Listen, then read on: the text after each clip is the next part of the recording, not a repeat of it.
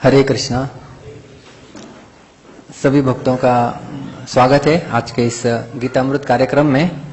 सभी से निवेदन करते हैं कि थोड़ा आप आगे आ जाएंगे तो जो है वो पीछे आने वाले भक्तों को बाद में जगह मिल सकती है। तो हाल ही में हमने गीता जयंती मनाई। 10 दिसंबर को थी गीता जयंती। मोक्षदा एकादशी के नाम से भी वो दिन जाना जाता है। उस दिन काफी भक्तों ने मिलकर भगवत गीता का अध्ययन किया, रिसाइटेशन किया। यहाँ पे हमारा गीतादान यज्ञ भी हुआ था और सौभाग्यवश हम सब लोग उस दिन जो है वो श्रीरंगम धाम में थे, जहाँ पे आप सब लोग पता होगा कि चैतन्य चरितामृत में वर्णन आता है कि जो साउथ इंडियन ब्राह्मण जिसे गीता पढ़ने नहीं आती थी वो पढ़ने का प्रयास करता था और चैतन्य महाप्रभु उनसे मिलते हैं। तो वो पास टाइम जो है वो श्रीरंगम में हुआ था।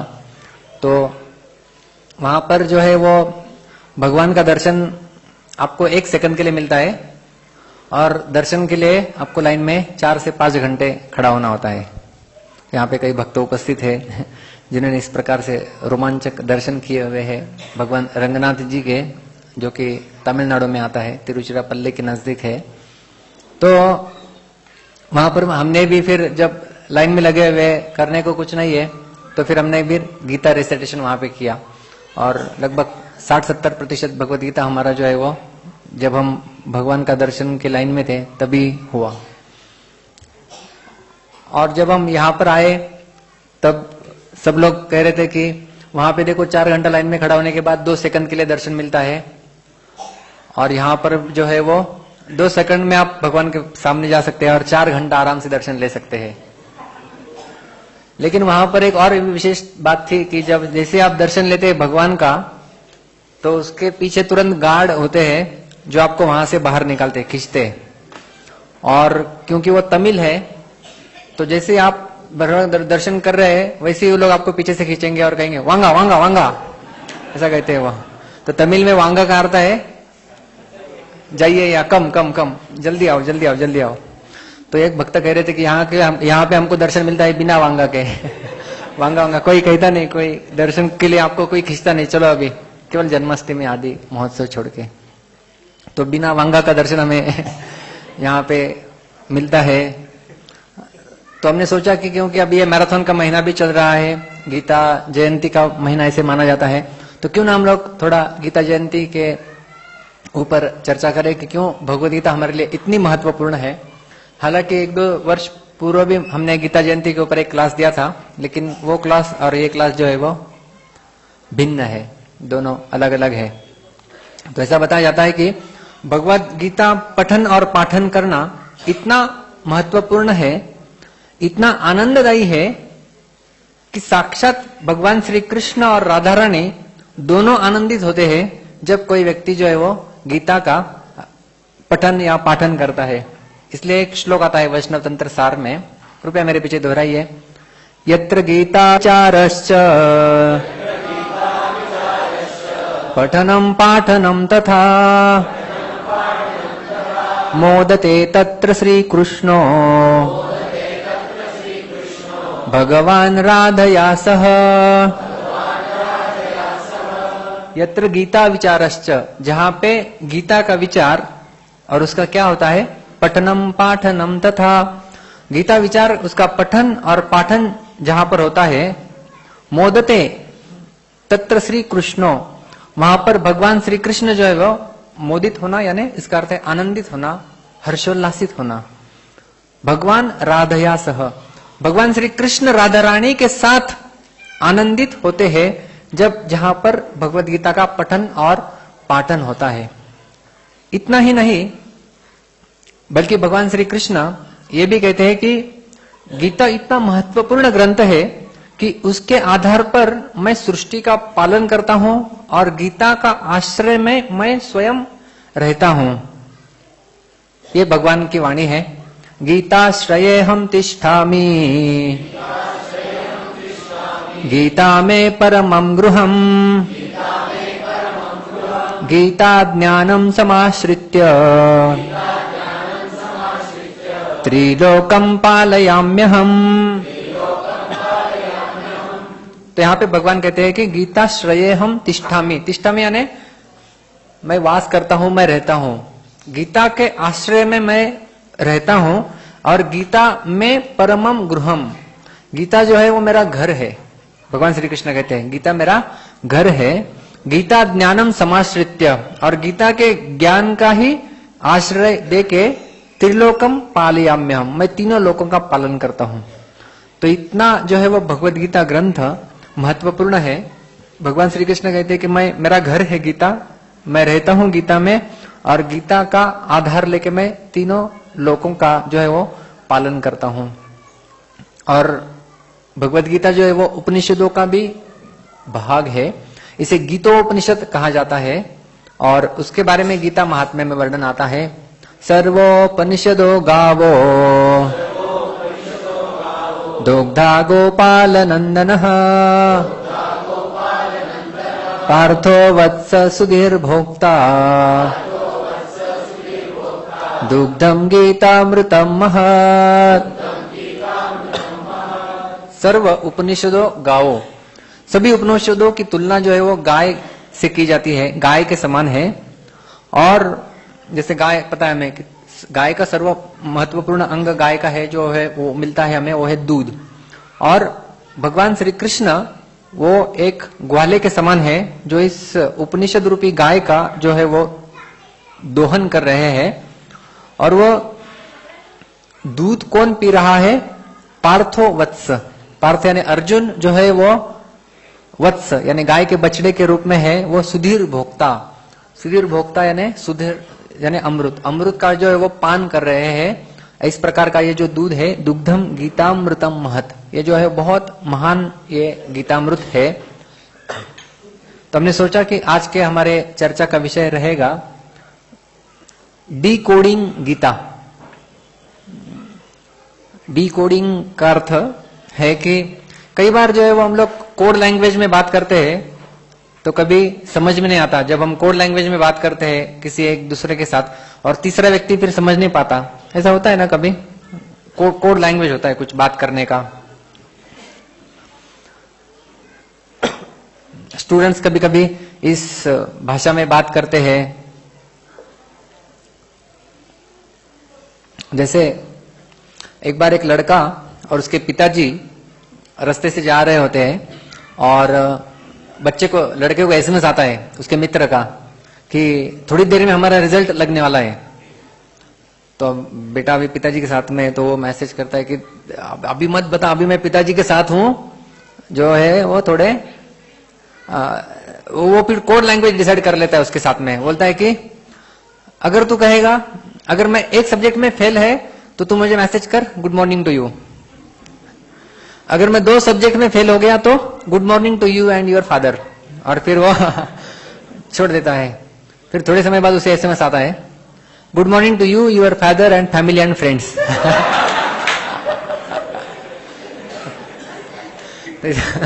यार कोड लैंग्वेज, पिताजी को कुछ समझ में आया होगा नहीं होगा। तो इस प्रकार से क्या भगवत गीता एक कोड लैंग्वेज में भगवान श्री कृष्ण ने अर्जुन को सुनाई थी जिसे कोई समझ नहीं सकता? हाँ भी और नहीं भी। हाँ, क्योंकि कई लोग उसे नहीं समझ पाते कोड लैंग्वेज।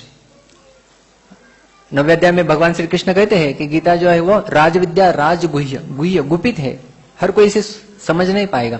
लेकिन उसे समझने का तरीका भी फिर भगवान इसी भगवत गीता में बताते हैं कि जो व्यक्ति मेरी शरण ग्रहण करता है वो इस गीता को जो है वो समझ सकता है। तो कई बार लोग जो है वो ये आरोप लगाते हैं भगवत गीता पर कि भगवत गीता जो है वो प्रैक्टिकल नहीं है। रिसेंट टाइम्स, आजकल भगवत गीता का क्या योगदान हमारे जीवन में 21वीं सदी में हो सकता है, यह प्रश्न जो है वो लोगों द्वारा उठाया जाता है। इस भगवत गीता प्रैक्टिकल, तो हम लोगों ने कह सकते हैं कि भगवत गीता प्रैक्टिकल है कि नहीं वो छोड़ दो, Bhagavad Gita can make your life practical, हमारे जीवन को जो है वो प्रत्यक्षिक बना सकती है। ये जो है वो गीता में शक्ति है।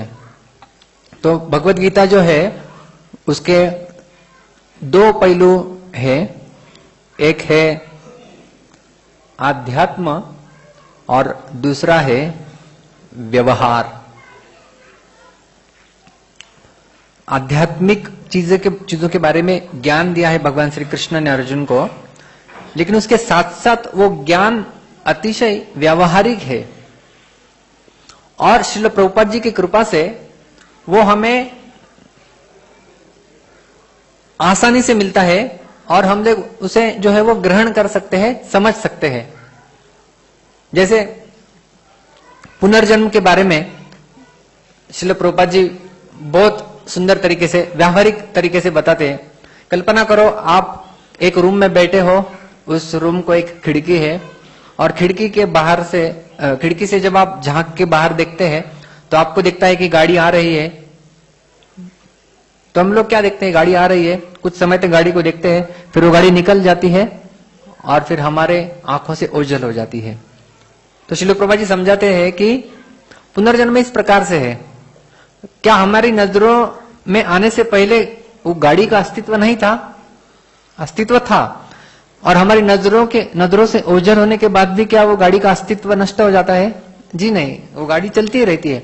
तो उसी प्रकार से जो है वो पुनर्जन्म श्रील प्रभुपाद जी बताते हैं व्यावहारिक भाषा में कि हमारा जन्म पहले भी होता है जिसे हम लोग नहीं देख सकते, जैसे गाड़ी पहले हम लोग नहीं देखते, फिर कुछ समय तक जन्म होता है, ये जन्म हम लोग से देख सकते हैं, और कुछ समय पश्चात दूसरा जन्म होता है जिसे हम लोग वापस नहीं देख सकते, जिसे गाड़ी हमारी नजरों से ओझल हो जाती है।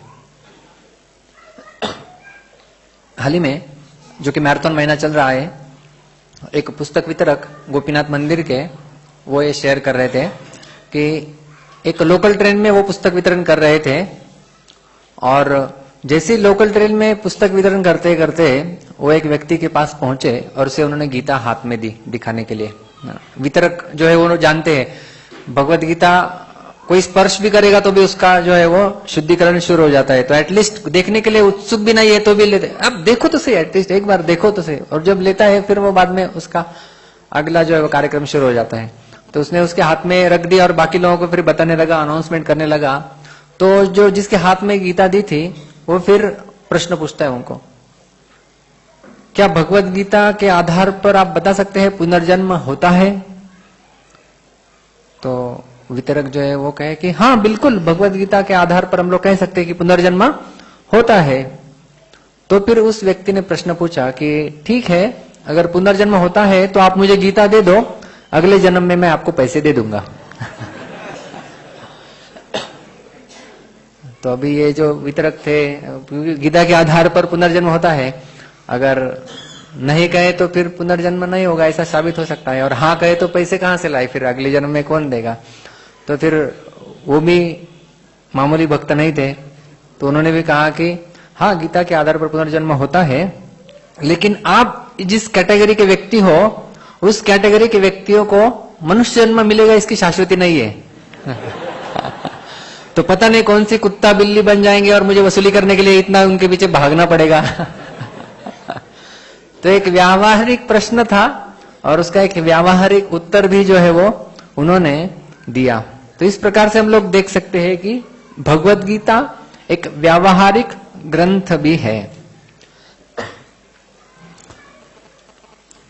तो हम लोग चर्चा करेंगे life lessons from Bhagavad Gita, कि जीवन में हम लोग जो है वो कुछ सूत्र, जो कोड्स भगवान श्री कृष्ण ने गीता में दिए हुए हैं वो क्या है, उन्हें समझने का थोड़ा हम प्रयास करेंगे। कुछ भक्त उन्होंने निवेदन किया था कि जो हमने, आपको याद होगा पिछली हमने एक सीरीज शुरू की थी, रिफ्यूटिंग 10 एक्यूजेशंस अगेंस्ट गीता, 10 मिसकंसेप्शन जो है भगवत गीता के ऊपर लगाए जाते हैं और उनका खंडन हम लोग करना प्रारंभ किया था। कुछ 8-9 हमारे विभाग हुए हैं, उसमें केवल हम लोग 3-4 ही कर पाए। तो कुछ सीरीज बची हुई थी, लेकिन बीच में हमने सोचा कि गीता जयंती के उपलक्ष्य पर ही जो है वो हम लोग कुछ लाइफ लेसन्स गीता से सीखेंगे और फिर बाद में समय मिलता है तो वो जो एक्यूजेशन सीरीज था उसको हम लोग कंटिन्यू करेंगे। तो कुछ लेसन्स है। Gita acts as moral restorer, Gita teaches how to face your own self, teaches how to handle situations, teaches how to ask the right questions in life, Gita teaches how to balance talent, attitude and character, and it reveals the activist vision of spirituality. Gita teaches mastering the art of responsible detachment. Gita teaches how to see divinity everywhere. Gita takes us from self-destruction to self-realization. Gita makes us humble learner and Gita fixes our equation for happiness. तो हम लोग देखते हैं कि कितने हम लोग जो है वो हमारे जो समय उसमें हम लोग कवर कर पाएंगे. तो हम लोग एक एक इसके ऊपर चर्चा करेंगे. Gita acts as moral restorer. सर्वप्रथम मोरल, इसे हिंदी में कहते हैं मनोबल.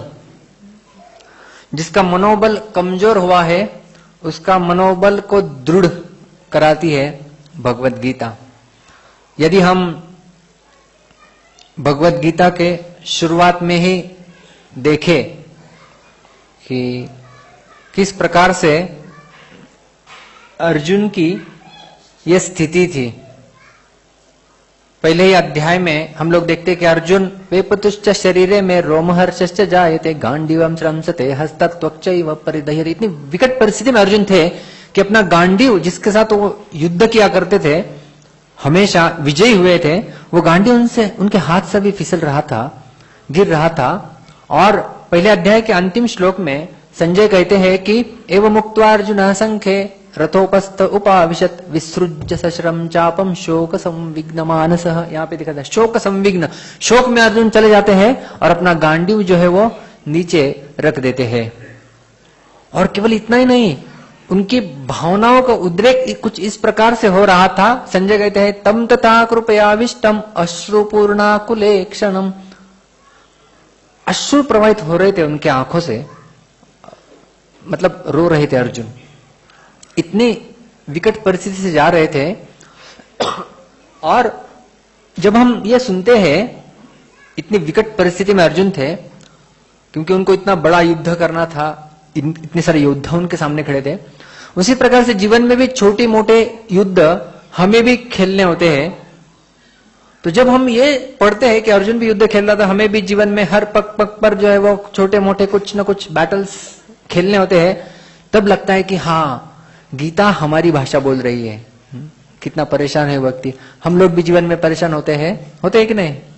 तो जब हम जीवन में परेशान होते हैं तो तब समझ में आता है कि हाँ, भगवत गीता जो है वो हमारी ही भाषा जो है वो बोल रही है. It understands our predicaments as we face life's battles. और अर्जुन का जो गांडीव है वो गांडीव हमारे दृढ़ता का प्रतीक है. अर्जुन ने जिस प्रकार से गांडीव नीचे रख दिया था, उसी प्रकार से हम हमारी दृढ़ता जो है वो नीचे रख देते हैं और मैं लड़ाई नहीं करूंगा ऐसा बोल देते हैं. तो संपूर्ण भगवत गीता जब अर्जुन ने सुनी, यह हमने पहले अध्याय का देखा विवरण, और अंत में क्या आता है वर्णन. संपूर्ण भगवत गीता सुनने के बाद अर्जुन शरणागत हुए भगवान को. अपने वाणी से भी शरणागति उन्होंने दर्शाई और अपने कृति से भी शरणागति दर्शाई. हम लोग कई बार वाणी से शरणागति दिखा देते हैं, प्रणाम प्रणाम, लेकिन अंदर कुछ और चल रहा होता है. तो उन्होंने कृति से भी शरणागति दिखाई. वाणी से शरणागति दिखाई, उन्होंने कहा करिष्ये वचनम तव, आपके वचनों का मैं पालन करूंगा. और कृति से शरणागति दिखाई, वो भगवदगीता के अंतिम श्लोक से हमें पता चलता है. यत्र योगेश्वर कृष्ण यत्र पार्थो धनुर्धरः. यहाँ पे अर्जुन को धनुर्धर कहा गया है, मतलब जो विसृज्य सशरम चापम, जो पहले अध्याय में जो गांडीव धनुष से नीचे रख दिया था, 18वें अध्याय के अंतिम श्लोक में उन्होंने उसे वापस उठा लिया था. तो ये एक्शन कृति से शरणागति यहाँ पे दिखा रहे हैं. तो जो हमारा मन होता है उसका कार्य हम सब लोग जानते हैं. थिंकिंग, फीलिंग एंड विलिंग, ये हमारे मन का कार्य है. तो जो हमारे थॉट्स है, जो हमारे विचार है, वो ईंट के समान होते हैं, और जो हमारी भावनाएं हैं वो सीमेंट की तरह होती है. और ईंट और सीमेंट एकत्रित आके एक दीवार बनाई जाती है, उसे कहते हैं मेंटल मॉडल. और ये मेंटल मॉडल जो हमारे विचार और भावनाओं से बना हुआ है, वो मॉडल जो है उसे एक जीपीएस सिस्टम गाइड किया था अर्जुन को। जीपीएस जानते हैं सब लोग? ये जीपीएस वो हमारा वाला जीपीएस नहीं है। इस जीपीएस का फुल फॉर्म है ग्रीफ, पीटी एंड शेम। तो ये ग्रीफ, पीटी और शेम के जीपीएस द्वारा अर्जुन के मन को जो है वो एक इस दिशा में लेके गया था। और ये जीपीएस जब हमारी उस मेंटल मॉडल को निर्देशित करता है तब संपूर्ण जगत जो है वो आशाहीन हो जाता है। World becomes hopeless. तो इसी प्रकार से अर्जुन की स्थिति एक होपलेस परिस्थिति में अर्जुन थे और वो इस युद्ध को किस दृष्टिकोण से देख रहे थे? ये युद्ध ही सबसे बड़ी समस्या है, मैं इससे भाग जाता हूं। ये अर्जुन का दृष्टिकोण था एक युद्ध की ओर देखने का। तो जो बैटल होती है, ये जो युद्ध था उसमें दो दृष्टिकोण हमें दिखाई देते हैं। एक है अर्जुन का दृष्टिकोण और एक है भगवान श्री कृष्ण का दृष्टिकोण। तो अर्जुन इस युद्ध को देख रहे थे एक ग्लूमी प्रॉब्लम, एक भयानक समस्या इसके रूप में देख रहे थे। ये 31वां श्लोक है पहले अध्याय का। न च श्रेयोनु पश्चामि हत्वा स्वजनमाहवे न कांक्षे विजयम कृष्ण न च राज्यम सुखानि च। मुझे राज्य का और उससे के साथ मिलने वाला सुख अभिप्रेक्षित नहीं है, मैं नहीं चाहता, और मैं इसमें कुछ श्रेय भी नहीं देख पा रहा हूं हे कृष्ण। यह अर्जुन का दृष्टिकोण था। और भगवान का दृष्टिकोण क्या था? भगवान का दृष्टिकोण था कि this is a glorious opportunity. ये था भगवान का दृष्टिकोण। और ये 32वें श्लोक में दूसरे अध्याय के भगवान श्री कृष्ण क्या कहते हैं? यदृच्छया चोपपन्नम स्वर्ग द्वारम अपावृतम सुखिनः क्षत्रिया पार्थ लभन्ते युद्धमिदृशम। कि सुखी है वो क्षत्रिय जिन्हें इस प्रकार से अपने आप युद्ध के द्वार खुल जाते हैं, जो कि स्वर्ग के द्वार खोलते हैं आगे जाकर। तो अर्जुन जिसे समस्या मान रहा था, वहीं पर भगवान श्री कृष्ण उसे अपॉर्चुनिटी मान रहे थे। तो ये दोनों के दृष्टिकोण में जो है वो अंतर था। तो हम लोग संपूर्ण भगवद गीता 3 चित्रों में देखेंगे। 3 पिक्चर्स डिपिक्ट्स भगवद गीता। सबसे पहला चित्र है अर्जुन, ये पहले अध्याय का निर्देशन करता है, जिसमें अर्जुन शोक संविघ्न मानसः।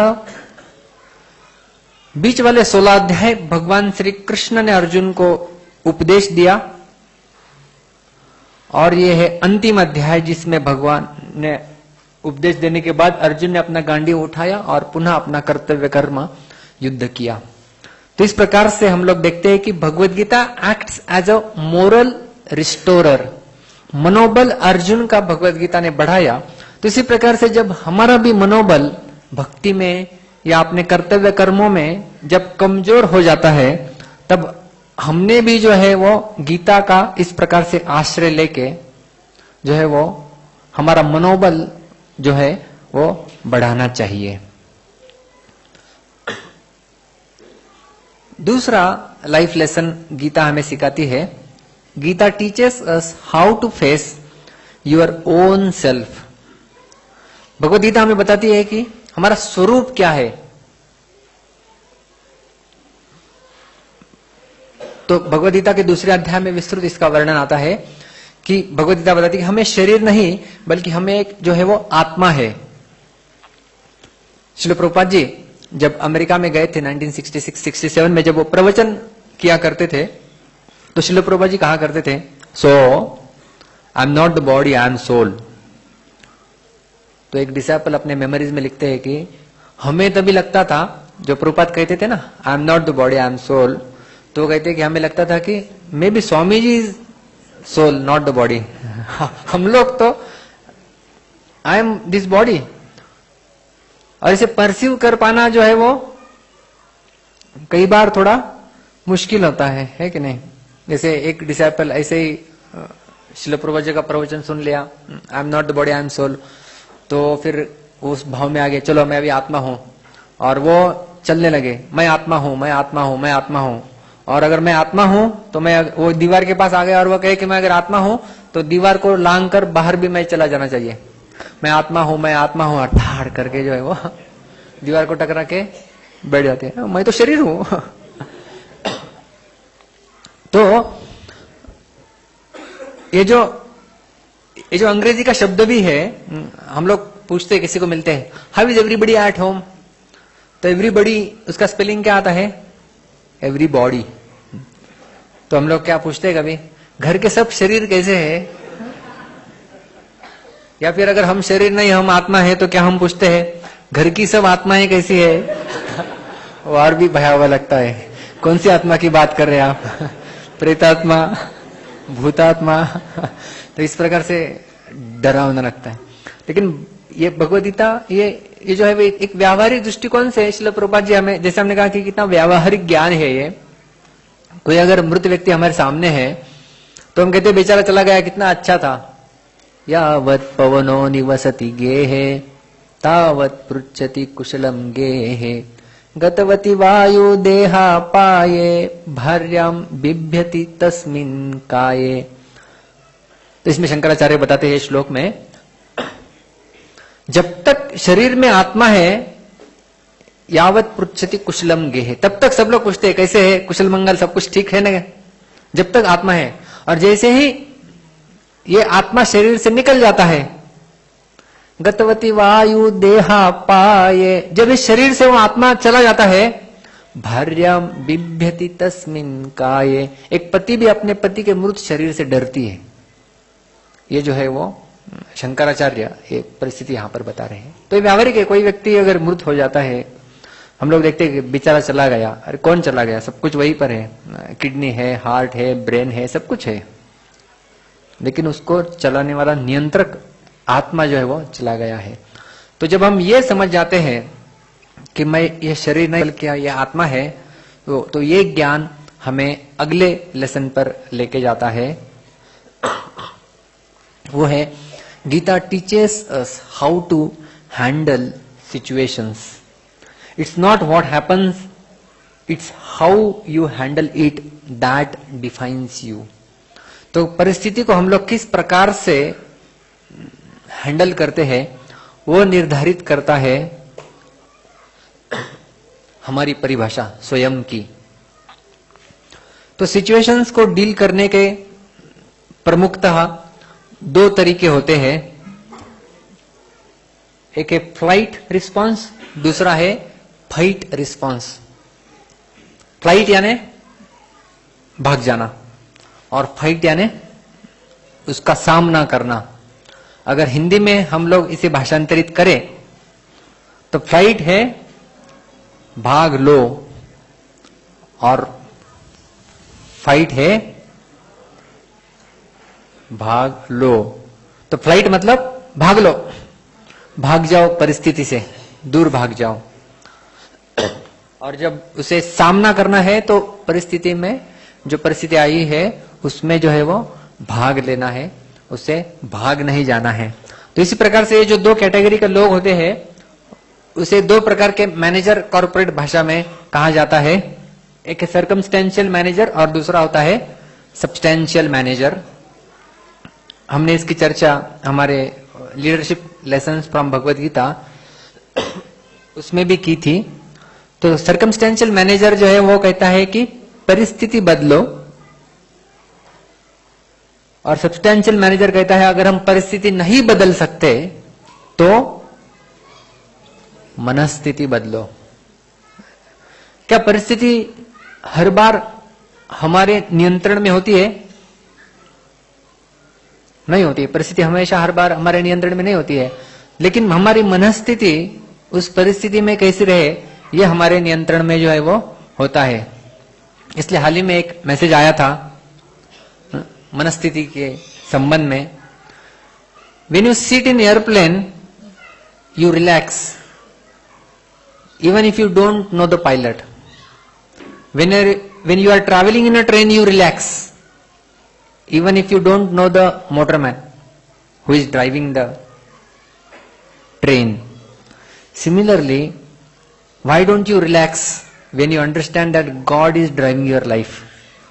तो हम लोग क्यों नहीं समझ पाते कि क्यों रिलैक्स यानी क्यों नहीं हम हमारी मनस्थिति इस प्रकार से बना देते कि हम लोग जो है वो भगवान हमारे परिस्थितियों के नियंत्रक है और वो नियंत्रण कर रहे हैं और हमारा जीवन जो है वो आगे बढ़ रहा है। तो जब हम ये समझ लेते हैं उसके पहले वाले लेसन के आधार पर कि मैं शरीर नहीं आत्मा हूं और जो भी परिस्थिति आ रही है वो हमारे शरीर को विचलित कर सकती है, लेकिन हमारे आत्मा को नैनम चिंदन्ति शस्त्राणि नैनम दहति पावकः न चैनम क्लेदयन्त्यापो न शोषयति मारुतः। आत्मा को कोई स्पर्श भी नहीं कर सकता, दूर की बात है उसे कोई विचलित करे।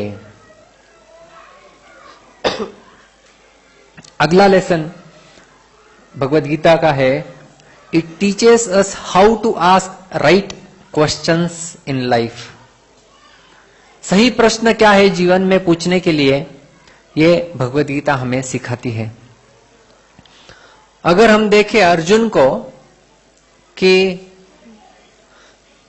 अर्जुन का एक भी प्रश्न भगवद गीता में मैं युद्ध कैसे करूं, किस प्रकार से मैं तीर चलाऊं, इसके संबंध में नहीं है। युद्ध कैसे करना है इसके संबंध में एक भी प्रश्न नहीं है। तो सभी प्रश्न किसके संबंध में है, युद्ध क्यों करना है मुझे, उसके संबंध में है। So the all questions asked by Arjuna are related to why and not how. When your why is clear then automatically how takes place, or we can say how goes deeper। जब हमें क्यों करना है ये जब क्लियर होता है तब कैसे करना है वो दुय्यम बन जाता है। तो प्राथमिक प्रश्न है क्यों। जैसे हम लोग जीवन जी रहे हैं, वो जीवन हम लोग क्यों जी रहे हैं। जैसे कि शिक्षाश्रम प्रो हमारे गुरुवार के क्लास में एक उदाहरण दे रहे थे। वो कह रहे थे कि कल्पना करो मैं अगर आपको कहूं आपको कूदी लगाना है और वो पंखे को स्पर्श करना है, jump and touch the fan, तो ये प्रश्न कोई आएगा कि मैं कैसे जंप कर सकता हूं, इतना लंबा सीढ़ी लाना पड़ेगा, क्या करना पड़ेगा। तो होशियार व्यक्ति जो है वो ये प्रश्न पूछेगा कि क्यों जंप भाई, क्यों क्यों क्यों छलांग लगानी है हमें, वो बताओ पहले।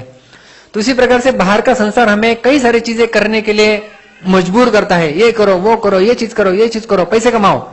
और हम लोग फिर पैसे के पीछे भागते, इतना कमाना है इतना कमाना है, भाग भाग भाग भाग, इतना कमा दिया और उसके तो पैसा कमाओ ऐसा जब हमें बताया जाता है तो हम लोग तुरंत ये प्रश्न पूछते हैं कैसे कमाना है। लेकिन ये प्रश्न कोई नहीं पूछता क्यों कमाना है, व्हाई। तो भगवद गीता हमें बताती है कि सर्वप्रथम मूल प्रश्न हमारे जीवन में जो है वो क्या होने चाहिए।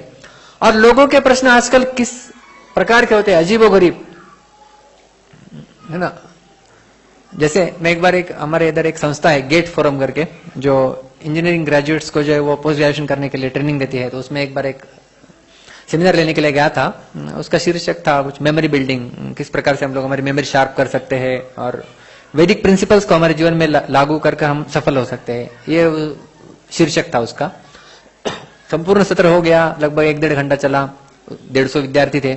उसके बाद एक विद्यार्थी आके मुझे पूछता कि मुझे एक बहुत गंभीर प्रश्न है। मैंने कहा पूछो। तो ये कि नहीं आप कहाँ पर रहते मुझे बताओ, मैं आपको वहां पर आके मिलूंगा। मैं कहा बहुत अच्छे, चलो मंदिर तो आएगा उस बहाने। मेरा कार्ड दे दिया तो 2-3 दिन में उसका फोन आया, मैं फलाना फलाना व्यक्ति हूँ, याद है गेट फोरम में मिले थे। बोला हाँ हाँ आ जाओ आ जाओ। तो शाम को मैंने बुलाया, हम लोग यहाँ पर बैठे कुछ समय के लिए। तो आया, दर्शन लिया, थोड़ा मैंने पहले प्रसाद दिया उसको और फिर कहा पूछो भाई क्या प्रश्न है तुम्हारा, गंभीर प्रश्न जो तुम्हारा था, तुम वहां से यहाँ पर आए। तो ये थे कि देखो क्या है प्रभु जी, मेरी एक गर्लफ्रेंड है और फिर घर वाले और इससे मैं जूझ रहा हूं। लास्ट ईयर में इंजीनियरिंग में था। तो मैंने कहा ये उस तरह गंभीर प्रश्न है और किसे पूछ रहा है तू, वो भी तो आजकल बहुत सारे नवयुवकों के यही प्रश्न होते हैं, इसलिए हम लोग प्रयोजन की बात पूछते नहीं। किसी को भी प्रश्न है बंद कर दिया है हमने ताकि ऐसे ऐसे अजीबोगरीब प्रश्न सामने न आए। इसलिए एक बहुत सुंदर कोट है, आइंस्टाइन कहते हैं कि if I had an hour to solve a problem and my life depended on it I would use the first 55 minutes determining the proper questions to ask. अगर मेरे पास 1 घंटा अगर आप देते हैं तो पहले 55 मिनट जो है वो क्या सही प्रश्न होना चाहिए इसके ऊपर मैं उसमें डालूंगा और फिर उसका जवाब मैं जो है वो अगले 5 मिनट में जो है वो ढूंढने का प्रयास करूंगा। तो ये बहुत ही महत्वपूर्ण है कि हम लोग जीवन में ऐसे महत्वपूर्ण प्राथमिक प्रश्न पूछे। इसलिए वेदांत सूत्र इसका पहला सूत्र है अथातो ब्रह्म जिज्ञासा। तो किस प्रकार की जिज्ञासा व्यक्ति की होनी चाहिए इसके बारे में वर्णन किया गया है। तो हम लोग क्या प्रश्न पूछ रहे हैं इसके आधार पर निर्देशित किया जा सकता है कि मनुष्य जीवन के प्रगति का कौन सा स्तर हमने हासिल किया हुआ है। इसलिए जीवन के उद्देश्य के बारे में प्रश्न पूछना ये सर्वोत्तम प्रश्न है। इसलिए और एक कोट है कि the 2 most important days in your life are the day you are born and the day you find out why you are born. कि मेरा जन्म तो हुआ है लेकिन किस उद्देश्य से मेरा जन्म हुआ है, जब हम ये समझ जाए वो जो है वो हमारे जीवन का महत्वपूर्ण टर्निंग पॉइंट हो सकता है। अगला लेसन भगवत गीता का teaches us how to balance talent, attitude and character. Talents का अर्थ है हमारे कला कौशल्य, एटीट्यूड यानी दृष्टिकोण, कैरेक्टर यानी चरित्र। तो भगवत गीता हमें सिखाती है कि किस प्रकार से हमारा जो है वो कौशल, हमारा दृष्टिकोण और हमारा चरित्र इनका संगनमत बनाए रखे। Maintain them all in harmony. इसलिए हम लोग देखते हैं भगवत गीता में संपूर्ण अर्जुन में टैलेंट की कमी नहीं थी, कौशल की कमी नहीं थी। अर्जुन में कई सारे अस्त्र, ब्रह्मास्त्र आदि सब उनके पास, अर्जुन सुसज्जित थे सभी अस्त्रों से। और जब वो अज्ञातवास में थे विराट के राज्य में, राजा विराट के राज्य में, तभी अर्जुन ने अकेले ने संपूर्ण कौरव सेना को परास्त किया था। और जब वो नपुंसक बने हुए थे विराट के राज्य में, तो कौशल की कोई कमी उनके पास नहीं थी। तो ये जो टैलेंट है वो कुछ उम्र तक हमारी मदद करता है समस्याओं को सुलझाने के लिए, और कुछ उम्र बाद जो है वो हमें फिर उसके साथ साथ एटीट्यूड, उसके साथ साथ कैरेक्टर हमें जोड़ना होता है। केवल अगर टैलेंट है तो हम लोग रिलेशनशिप से रिलेटेड प्रॉब्लम, इमोशनल प्रॉब्लम्स, इनको नहीं सुलझा सकते केवल टैलेंट के आधार पर। उसके बाद में फिर हमारी दृष्टिकोण, उसके बाद में फिर हमारा चरित्र, ये भी जो है वो उसके साथ साथ आना चाहिए, तब हम समस्या को सुलझा सकते हैं। जैसे कोई स्टूडेंट्स है तो डिग्री मिलना है, इतने मार्क्स लाने हैं, वहां तक टैलेंट काम में आ सकता है। कोई फिर जॉब कर रहा है, वहां पर टैलेंट काम में आ सकते हैं। लेकिन लोगों के व्यक्तिगत जीवन में जब हम दूसरे लोगों के साथ डील करते हैं, जब हम संस्था में कार्य करते हैं, तब हमें केवल टैलेंट्स नहीं, उसके साथ साथ जो है वो हमारा दृष्टिकोण और चरित्र भी जो है वो मजबूत होना चाहिए। जैसे हम लोग बच्चों को कहते हैं कि देखो स्टूडेंट्स है तब तक आपको जो है वो टैलेंट काम में आएगा, लेकिन जब शादी हो जाएगी, बाद में बड़े हो जाएंगे, तो दृष्टिकोण, चरित्र जो है वो आपको मदद करेगा। वो टैलेंट आपके समस्याओं का समाधान नहीं कर सकता, दिमाग के साथ साथ दिल की भी आवश्यकता होती है। जैसे एक बार एक शनिवार के दिन एक पति ऑफिस से निकलते वक्त फेसबुक देखते देखते वो चैट करते हैं और अपना वो कमेंट डाल देते हैं कि पंछी बन के उड़ूं फुर्सत से आकाश में। तभी उसकी पत्नी जो है वो नीचे से कमेंट डालती है, धरती पर पैर लगे तब धनिया लेके आना अपने भवन में। तो पंछी बन के फिरू मुक्त आकाश, गगन में धरती पर पैर लगते ही धनिया लेके आना अपने भवन में। तो केवल टैलेंट से हर समस्या का समाधान हर जगह नहीं हो सकता। हमें जो है वो हमारा दृष्टिकोण और उसके साथ साथ हमारा चरित्र, उनकी मदद लेनी होती है। इसलिए कहा जाता है talent might bring you to the bridge of success, attitude helps you to cross that bridge, and character keeps you on the other side, helps you to be on the other side. जो skills, कौशल है, वो हमें सफलता के bridge तक लेके आ सकते हैं, और जो दृष्टिकोण है वो ब्रिज हमें क्रॉस करा सकता है।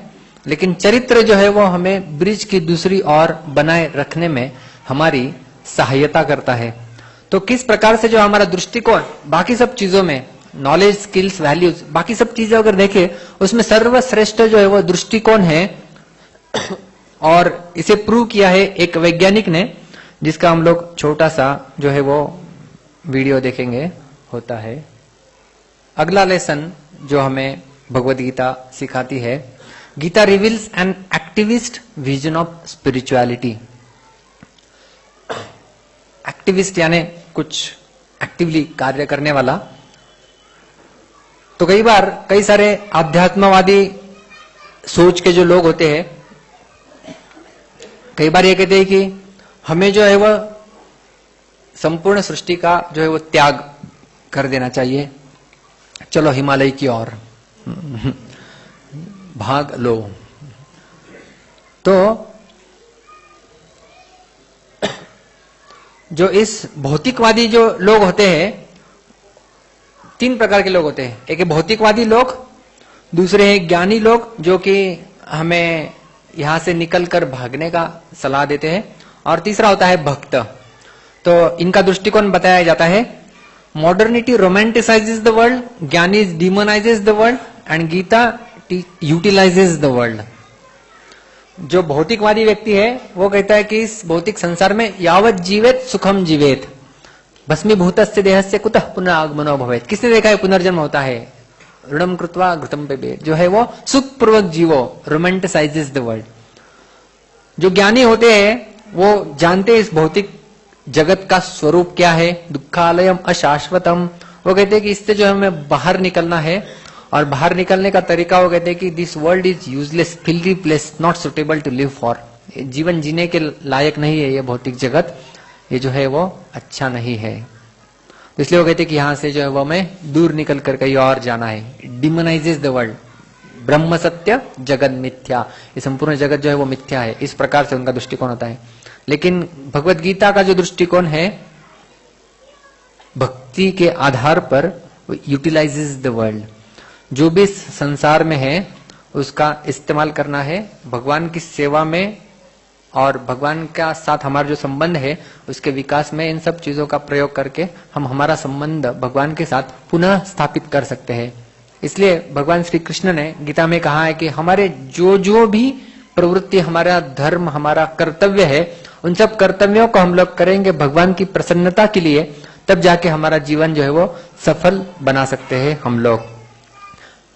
यतः प्रवृत्तिर्भूतानां येन सर्वमिदं ततं स्वकर्मणा तमभ्यर्च सिद्धिं विन्दति मानवः।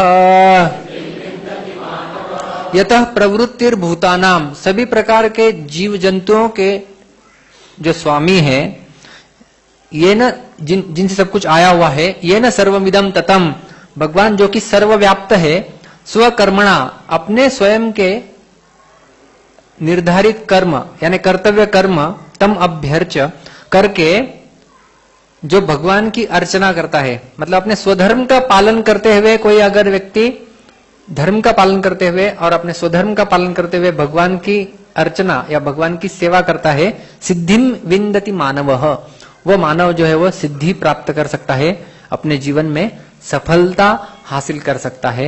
ये गीता के 18वें अध्याय में भगवान श्री कृष्ण उपदेश देते हैं। तो ये है activist vision of Bhagavad Gita, की कर्म करने से भागने के लिए भी नहीं कहती, और सब कुछ जो है वो केवल मिथ्या भ्रम है, ऐसा भी नहीं कहती। सब कुछ चीजें हैं जो है, लेकिन प्रभुपाद कहते थे कि the things are not false, things are temporary. जो अशाश्वत है लेकिन मिथ्या नहीं है। अगला लेसन भगवत गीता हमें सिखाती है, Gita teaches mastering the art of responsible detachment. तो बहुत महत्वपूर्ण है।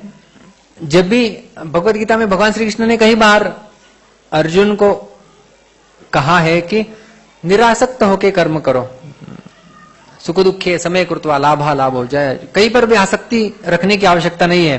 तो कई बार ये प्रश्न लोगों के मन में आता है, कई विद्यार्थी भी हमें पूछते हैं कि अगर हम आसक्त नहीं रहे तो हम लोग सफलता कैसे प्राप्त कर सकते हैं। जैसे कोई अगर विद्यार्थी है तो वो है कि जब तक मैं फल की अपेक्षा नहीं करूं कि मुझे इतने मार्क्स लाने एग्जाम में, तब तक मैं जो हूं वो मेरा 100% डाल नहीं सकता उस कार्य में। लेकिन यहां पे भगवान श्री कृष्ण डिटैचमेंट केवल उसकी चर्चा नहीं कर रहे हैं, उसके साथ साथ रिस्पॉन्सिबिलिटी की भी चर्चा कर रहे हैं। उत्तरदायित्व क्या है। कलयुग में हम लोग देखते हैं उसके विपरीत लोग होते हैं। क्या होता है? Irresponsible attachment. Forget responsible detachment, लोगों के मन में होता है इररिस्पॉन्सिबल अटैचमेंट। इररिस्पॉन्सिबिलिटी सर्वप्रथम, और उसमें भी जो है वो आसक्ति। जैसे लास वेगास करके एक जगह है अमेरिका में। अमेरिकन लोग जिसे सिन सिटी कहते हैं, कल्पना करो, अमेरिकन लोग कहते हैं उस सिटी को सिन सिटी, मतलब पाप का क्षेत्र, कैपिटल ऑफ सिन जिसे कहा जाता है। तो वहां पर एक चर्च है। तो अभी कोई पाप की क्षेत्र है, वहां पर चर्च किसके लिए है? तो वहां पर समझो कहीं ऐसे ही घूमते घामते कुछ लोग एकत्रित आ गए, उनकी इच्छा हुई चलो शादी का अनुभव लेते हैं, कैसी होती है शादी, तो करने के लिए कुछ चाहिए, इसलिए चर्च है वहां पर। चलो जाते हैं, तो लिव इन रिलेशनशिप्स फिर वो अनुभव करते हैं, और फिर वहां से फिर 2-3 दिन अपना पिकनिक हो गया तो चलो तू तेरे घर मैं मेरे घर, हम अपने अपना घर चले गए। वैसे कहते हैं लिव इन रिलेशनशिप। शिक्षाष्टमपुर ने उसे हिंदी अनुवाद किया है, बिना फेरे हम तेरे। तो इररिस्पॉन्सिबल अटैचमेंट इसे कहते हैं। रिस्पॉन्सिबिलिटी, उत्तरदायित्व लेने की कोई लोगों के अंदर जो है वो भावना नहीं होती।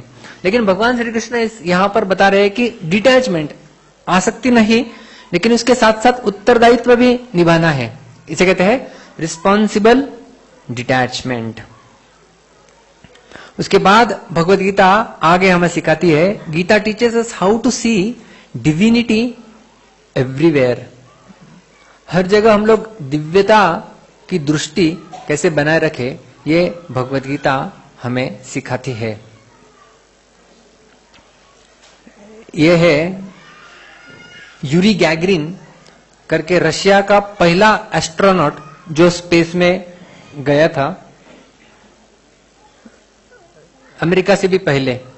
तो यूरी गैगरिन जब गए थे एस्ट्रोनॉट बनके, जब वो वापस आए तब विद्यार्थिनियों ने प्रश्न पूछा, क्या आपने वहां पर भगवान को देखा?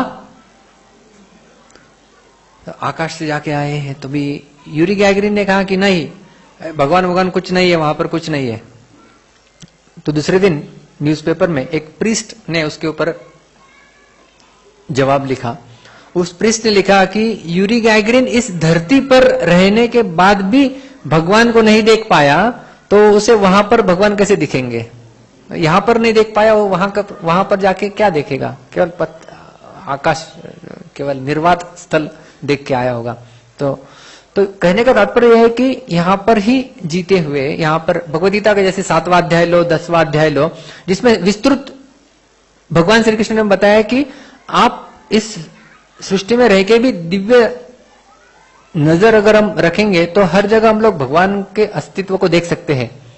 जैसे 7वें अध्याय के 8वें श्लोक में भगवान कृष्ण कहते हैं, रसो हमअप्सु कौन्तेय प्रभास्मि शशि सूर्ययोः। वो क्या कहते हैं कि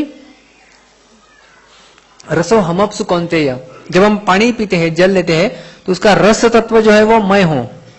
तो जब पानी पीते हुए भी हम लोग साक्षात्कारी व्यक्ति बन सकते हैं केवल जल ग्रहण कर कर।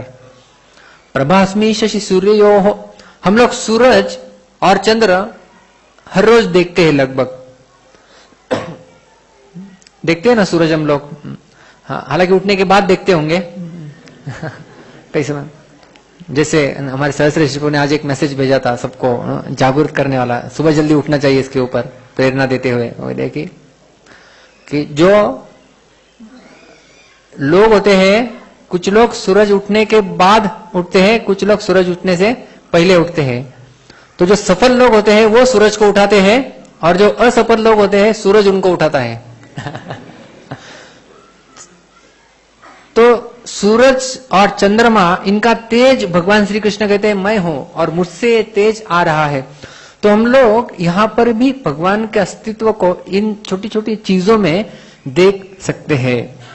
तो भगवद गीता हमें सिखाती है कि, और इतना ही नहीं, भगवान श्री कृष्ण इस हद तक कहे कि जो भी आकर्षक, जो भी चीज शक्तिशाली, जो भी चीज सामर्थ्यवान दिखे वो मेरा अंश है, ऐसा समझ के चलो। यद यद विभूति मत सत्वम श्रीमदूर्जितमेव वा तत्तदेवावगच्छत्वम् मम तेजोंश संभवम। भगवान श्री कृष्ण कहते हैं कि यद यद विभूति मत सत्वम श्रीमद ऊर्जितमेव वा, जहां जहां पर तुम्हें कुछ विभूति, कुछ ऐश्वर्य, कुछ सुंदरता, कुछ शक्ति, कुछ सामर्थ्य दिखे, मम तेजो अंश, मेरे तेज का एक अंश है, स्पार्क ऑफ मी। भगवान श्री कृष्ण कहते हैं कि वो मेरा छोटा सा अंश है, ऐसा समझ के चलो। तो जब हम ऐसे देखते हैं तो हमारी दृष्टि जो है वो दिव्य बन जाती है, और हर एक व्यक्ति के अंदर परमात्मा रूप से भगवान तिष्ठित है, इसका अनुभव हम लोग कर सकते हैं। अगला lesson Bhagavad Gita. Gita teachers, Gita takes us from self destruction to self realisation. आत्म विनाश से आत्म साक्षात्कार की ओर। ऐसे कई सारे हम जीवन जी रहे थे, ऐसे कई सारे मार्गों का हमने अवलंबन किया था जो हमारे विनाश के कारण बन रहे थे भक्ति में आने से पहले। इसे कहते हैं आत्म विनाश। तो भगवत गीता जब हम पढ़ते हैं तब उस आत्म विनाश से हम लोग जाते हैं आत्म साक्षात्कार की ओर। और भगवत गीता में भी भगवान श्री कृष्ण ने कई जगह कहा है कि अपने आत्मा का विनाश मत करो, अपना जो है वो उन्नति करो और ऊर्ध्व दिशा की ओर जो है प्रस्थान करो। न अवसादेत, जो है वो अपनी अधोगति मत सोचो, लेकिन अपनी उन्नति के बारे में हमेशा सोचो। जैसे भगवान ने 6 अध्याय में कहा है, उद्धरेदात्मनात्मानम नात्मानम अवसादयेत आत्मैवयात्मनो बंधु आत्मैव रिपुरात्मनः। उद्धरेत न अवसादयेत, उद्धर यानी अपना उद्धार करो, अपने आप को ऊपर उठाओ, न कि नीचे लेके जाओ। ये भगवान श्री कृष्ण यहाँ पर बता रहे हैं इस 6 अध्याय में। और हम देखते हैं कि किस प्रकार से गीता में 16वें अध्याय में और एक बार भगवान श्री कृष्ण कहते हैं कि नरक की ओर लेके जाने वाले 3 बहुत बड़े बड़े दरवाजे हैं, काम, क्रोधस तथा लोभस। ये जो 3 द्वार है वो भी हमारा विनाश करते हैं। त्रिविधम नरकस्येदम द्वारम नाशनमात्मनः काम, क्रोधस तथा लोभ तस्मादेतत्त्रयम् त्यजेत्। त्रिविधम नरकस्य इदम, ये नरक के जो है वो द्वारम नाशनम आत्मनः। ये नाशनम आत्मनः शब्द आप याद रखिए, बहुत महत्वपूर्ण है इस श्लोक का। नाशनम आत्मनः, अपने आप का विनाश करने वाले ये 3 द्वार है नरक की ओर जो हमें लेके जाते हैं। कौन से है? काम, क्रोधस तथा लोभस। काम, क्रोध और लोभ ये 3 द्वार है। तस्माद, इसलिए एतत् त्रयम त्यजेत, इसलिए इन 3 का जो है वो व्यक्ति ने त्याग करना चाहिए, क्योंकि ये हमें नरक की ओर लेके जाते हैं। और जो व्यक्ति इन तीनों से मुक्त है, ये तीनों द्वारों से, और अच्छा आचरण करता है, उस व्यक्ति को जो है वो नरक के अलावा उसके विपरीत यानी अच्छी गति प्राप्त हो सकती है। एतैर्विमुक्त कौन्तेय तमोद्वारैस्त्रिभिर्नरः आचरत्यात्मनः श्रेयस्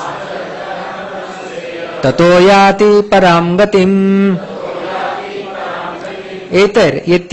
एतर विमुक्त कौन्तेय, ये तीन काम क्रोध और लोभ से जब व्यक्ति मुक्त हो जाता है, तमोद्वारे स्त्रिभिर्नर, ये जो तीन द्वार है तमोगुण के आधार पर, आचरति आत्मनः श्रेयस, वो उस व्यक्ति जो है वो अपने स्वयं के श्रेयस के लिए जो है वो आचरण करता है, ततो याति पराम गतिम, और एक अच्छा गति उस व्यक्ति को प्राप्त होता है।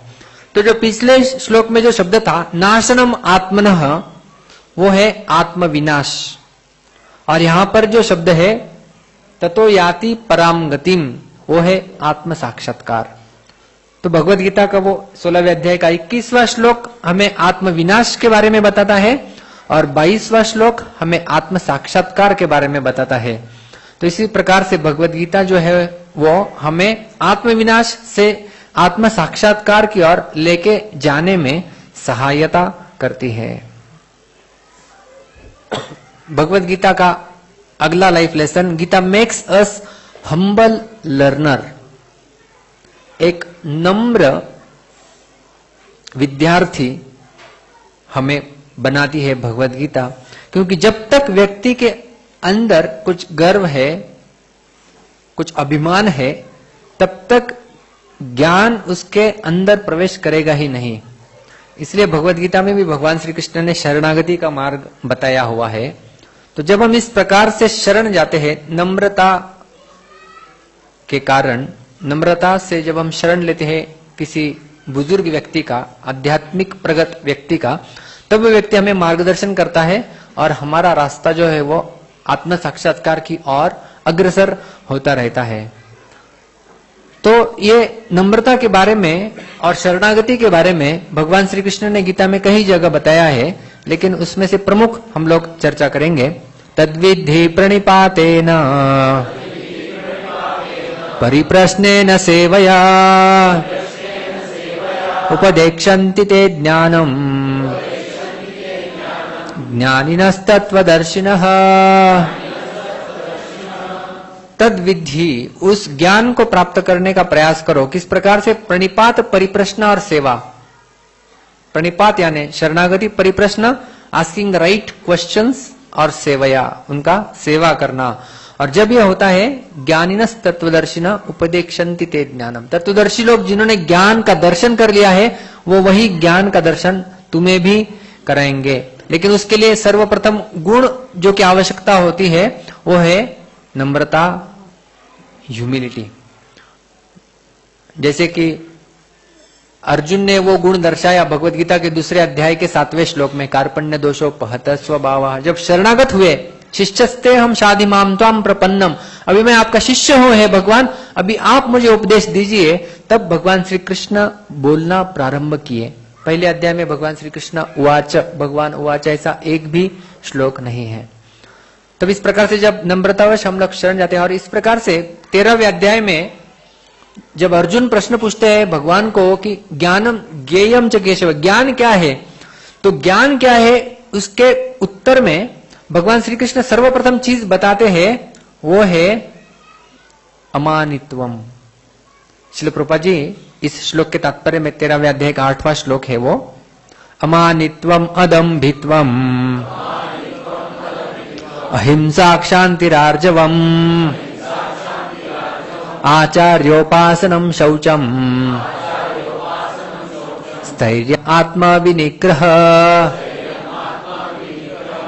ज्ञान की विधि की शुरुआत होती है, वो है सर्वप्रथम गुण, जहां पे येलो मार्क किया गया है, वो है अमानित्वम, अपने आप को श्रेष्ठ नहीं मानना।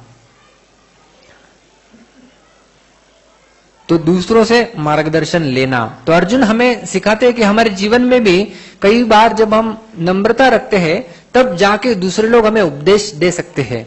नहीं तो फिर हम अगर केवल यही भाव बनाए रखे कि मैं सब कुछ जानता हूं, तो कोई कुछ बताए भी तो भी वो हमारे दिमाग में प्रवेश नहीं कर पाएगा। इसलिए हमने, आपको याद होगा पिछली बार इसकी चर्चा की थी थोड़ी सी, जो हरी विंडो, तो इसमें 4 जो है वो सेक्शंस होते हैं। समझने के लिए इतना कॉम्प्लेक्स नहीं है। सबसे पहला सेक्शन है ओपन, यानी ऐसी चीज जो मैं भी जानता हूं मेरे बारे में और आप भी जानते हैं। जैसे मैंने सैफरॉन कलर का शर्ट पहना हुआ है, मैं भी जानता हूं और आप भी जानते हैं। उसके बाद है ब्लाइंड, दूसरे जानते हैं लेकिन मैं नहीं जानता। व्यासासन के पीछे कोई आकर अगर खड़ा हो जाए तो आप लोग तुरंत जान जाएंगे जो मैं नहीं जान पाऊंगा। तो ऐसी चीजें जो दूसरे जानते हैं हमारे बारे में लेकिन हम नहीं जानते। तीसरा है हिडन, यानी मैं स्वयं जानता हूं लेकिन आप नहीं जानते मेरे बारे में। मेरा आज दिन भर पेट खराब था, आपको किसी को पता है? तो इस प्रकार से हम लोग देखते कुछ चीजें जो है वो मैं जानता हूं आप नहीं जानते, और कुछ चीजें ऐसी है अननोन जो मैं भी नहीं जानता मेरे बारे में और आप भी नहीं जानते। पिछले जन्म में मैं कौन था? मैं भी नहीं जानता, आप भी नहीं जानते। तो इस प्रकार से जो है वो जोहारी विंडो है। तो उसमें से, इसमें से जो मतलब जिस मुद्दे के ऊपर हम लोग चर्चा कर रहे हैं वो है ब्लाइंड सेक्शन। ग्रीन जहां पर जो मार्क किया गया है, known to others not known to oneself, जो दूसरे जानते हैं मेरे बारे में लेकिन मैं नहीं जानता। ऐसा भी कुछ सेक्शन होता है हमारे जीवन में। इसलिए जब हम नम्रता रख के दूसरों का दिया हुआ उपदेश उसका स्वीकार करेंगे तब जाके हमारे ज्ञान जो है वो बढ़ेगा। और जब हम गर्ववश दूसरों द्वारा दिया गया ज्ञान का स्वीकार नहीं करेंगे तब विनाश निश्चित है। और अगर इसका उदाहरण हमें देखना है तो सर्वश्रेष्ठ उदाहरण आता है टाइटैनिक।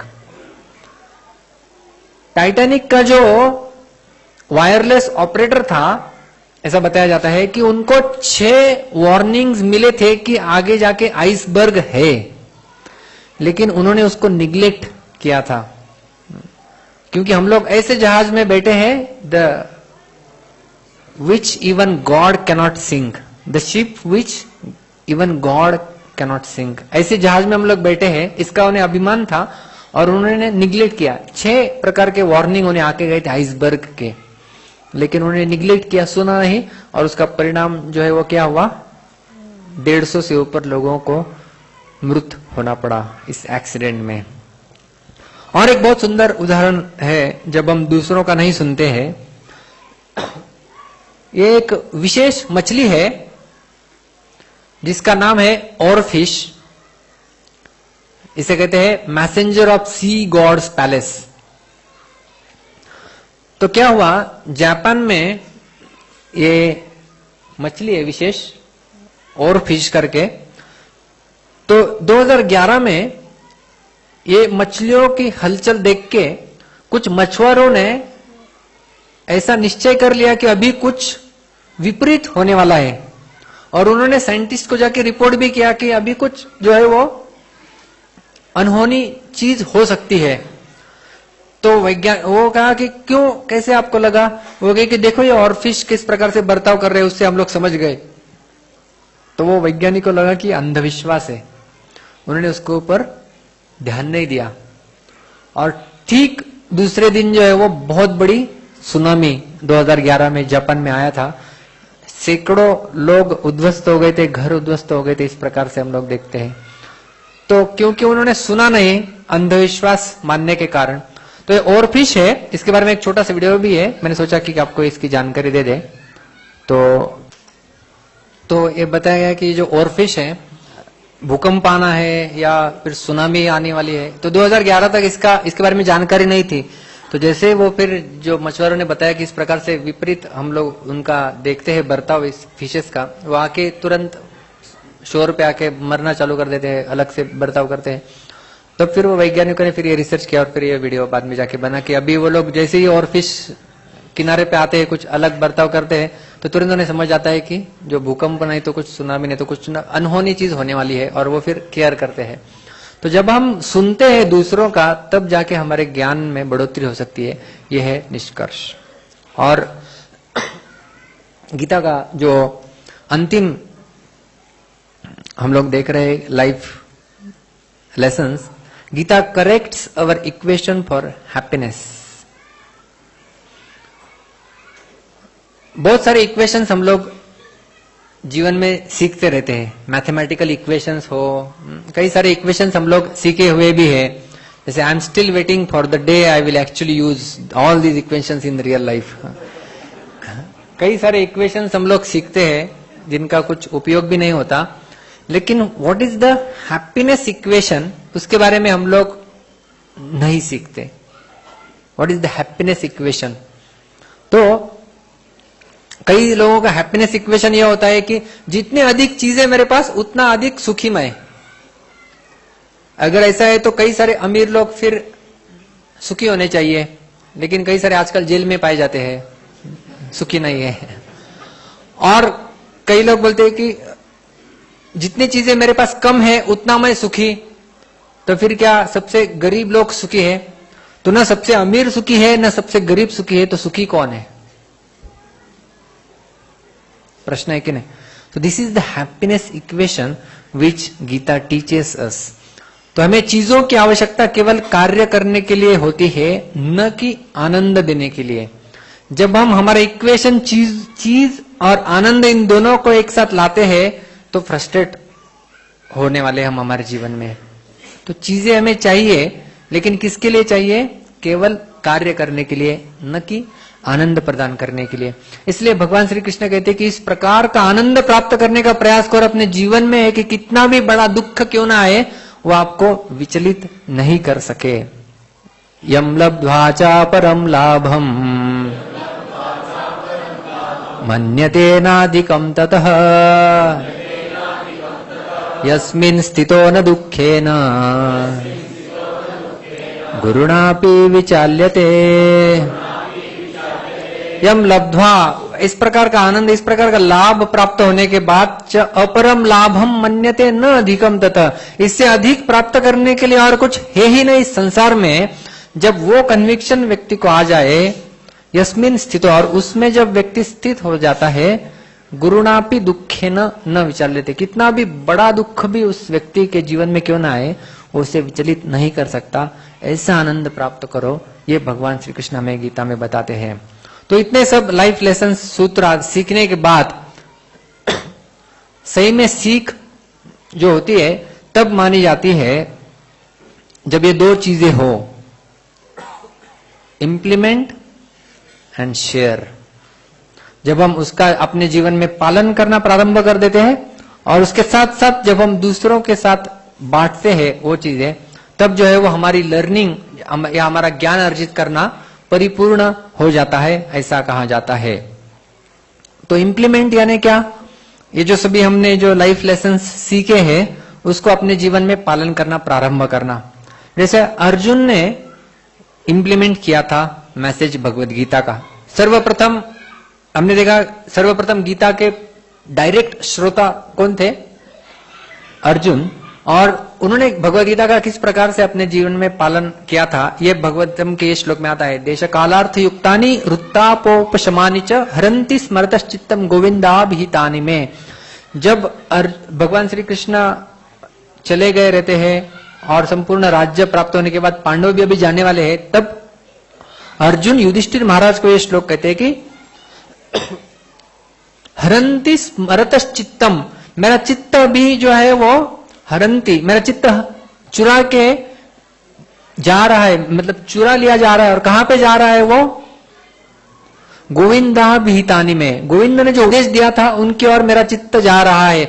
और जो गोविंद ने जो उपदेश दिया था उस उपदेश के बारे में वो कहते हैं, कैसा है उपदेश? रुत्ताप उपशमानि च, यानी हमारे हृदय में जो ताप है उस ताप का उपशमन, उस ताप का जो है शमन करने वाला ये उपदेश है. और कब कब इसका उपशमन कर सकता है ये? देश कालार्थ युक्ता नहीं, कौन सा भी देश, कौन सा भी काल, कौन सा भी समय क्यों न हो, उस समय में ये उपदेश जो है वो हमारे हृदय का जो ताप है उस ताप को कम करने की शक्ति रखता है. और शेयर विथ अदर्स, दूसरों के साथ ये ज्ञान को हमने बांटना चाहिए. और भगवान श्री कृष्ण का ये उपदेश भी है भगवद गीता में. भगवान कृष्ण कहते हैं, न च तस्मात् मनुष्येषु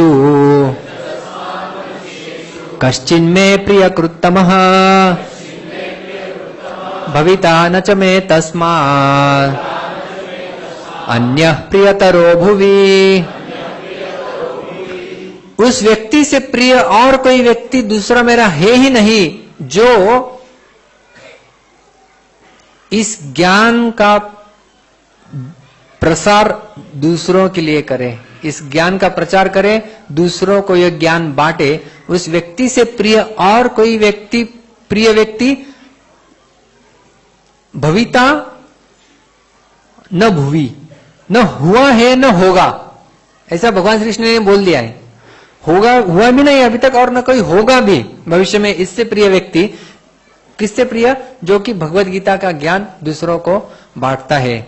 और इसलिए केवल एक गीता का भी अगर कोई व्यक्ति, जैसे मेरा मैराथन महीना चल रहा है, हमने कहा केवल एक गीता का भी कोई व्यक्ति अगर वितरण करता है, आप जानना चाहेंगे उसको क्या लाभ प्राप्त होता है?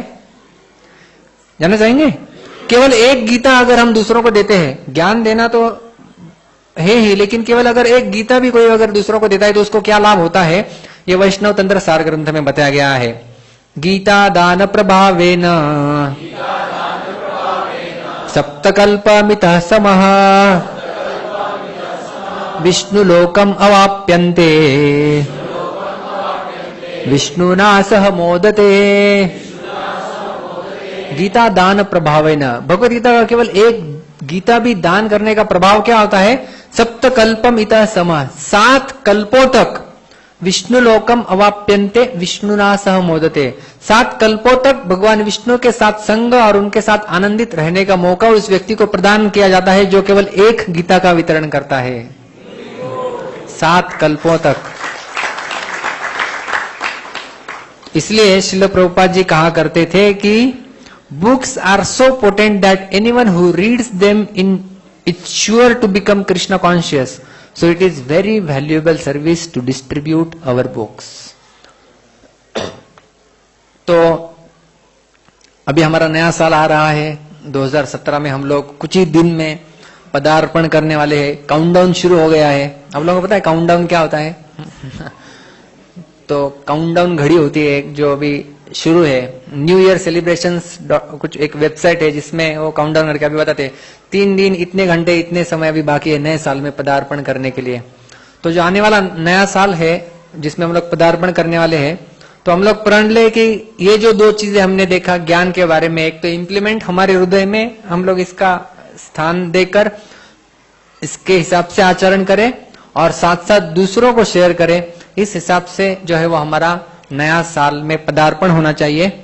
और एक भक्त के लिए नया साल का किस प्रकार का महत्व होता है या नया साल क्यों मनाता है एक भक्त, इसके बारे में छोटा सा क्लिप देख के हम लोग विराम देंगे। बहुत बहुत धन्यवाद। हरे कृष्णा। ग्रंथराज श्रीमद् भगवद गीता की, श्रील प्रभुपाद की। His grace Krishna